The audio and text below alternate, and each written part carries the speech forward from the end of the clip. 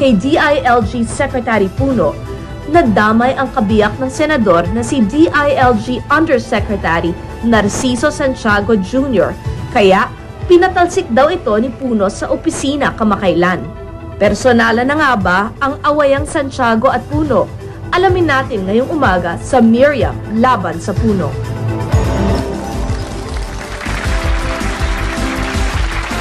Mga kaibigan, please welcome Senator Miriam Defensor Santiago. Welcome to the show, Senator. Thank you very much, Chris. Let's start off first about your hobby. Kasi pinaalis daw siya sa opisina niya. Is that true? Oo, nalaman ko sa asawa ko na nung araw na nagtalumpati ako sa Senado, yun ding araw na iyon, pinaalis siya sa kwarto niya nung kanyang boss na siya namang inaatake ko sa Senado. Pinalabas siya sa kwarto niya at hanggat ngayon yata ay naghahanap pa siya kung saan siya makakapag-opisina. Dahil ang kalaban ko ay si Secretary Puno na siya ring DILG Secretary at ang asawa ko ay DILG Undersecretary. Malamang nasa halip na magtatrabaho para kay Secretary Puno, itong asawa ko ay magtatrabaho sa ilalim ng puno dahil wala siyang kwarto. What is the excuse given? Bakit? Did they need the room for something else? Basta sinabihan lang siya na sabihin mo, sinabi ng kalihim na umalis na siya dyan sa kwartong iyan. Pero noon pa, hindi ginagamit yung kwarto kasi dati ang kalihim ng ating DILG ay si Pangulong Estrada mismo. Yes. At si Pangulong Estrada doon nag-opisina sa Malacanang, kaya itong nireserbang kwarto para sa kanya ay walang nakaukupa hanggat sa na-appoint na undersecretary itong asawa ko at binigay sa kanya dahil bakante nga naman. He was appointed by President Estrada. Tama yan. Okay, does a secretary have a right to get rid of an undersecretary? Wala. Kung sino ang nag-appoint, siya ang may karapatan na magpatalsik o magsipa paalis sa gobyerno. Kaya kung aalisin man ang asawa ko, dapat ito'y kapangyarihan ng Pangulo, hindi ng Secretary. Ako'y naging Secretary din Pero Yes. wala akong pinapaalis. Kung hindi, pagalit na ako sa tao, dinidemanda ko siya ng administrative case. I also read that prior to your giving your privilege speech, yung asawa niyo ho, tinry kayong pigilan. Is that true? Sinabi niya i-delay ng konti? Oo. Kasi nung araw na iyon, ang Kongreso kasi, Chris, nagbubukas iyan ng 3:00 sa hapon. Nung mga tanghali na natapos ko ng idikta at handa na akong sa speech kong iyon, nagtumawag ang asawa ko tungkol sa ibang bagay. At por kortesiya ay nabanggit ko na, by the way, atakihin ko ang boss mo. Ano reaction niya?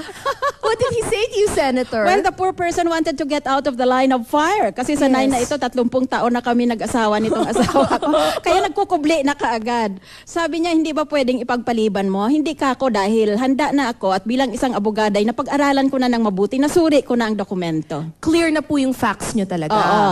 Hawak ko kasi mga dokumento, mga kontrata. Ngayon, maliban lang kung sasabihin nilang peke itong mga dokumento na ito, sa tingin ko ay napakatibay nitong ating kasong kriminal laban sa mga nagpasok sa kontratang itong napakalaking halaga at mukhang napakalaking pagkadihado ng ating gobyerno. Before we go into the contracts po, meron kayong isang alas.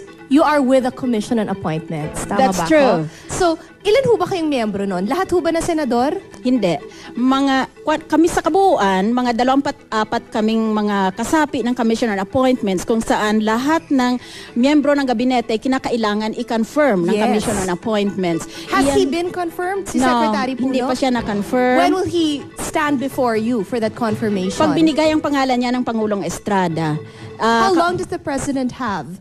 Kasi 'di ba, he's been in office for how long na ba? Ilang buwan na ho ba siyang secretary? Siguro mga malapit ng magdalawang buwan. So how long does President Estrada have before he has to give you the name? The moment the Congress opens or resumes session on July 26, kailangan ibigay ng pangalan niya. So magtatapat na po kayo.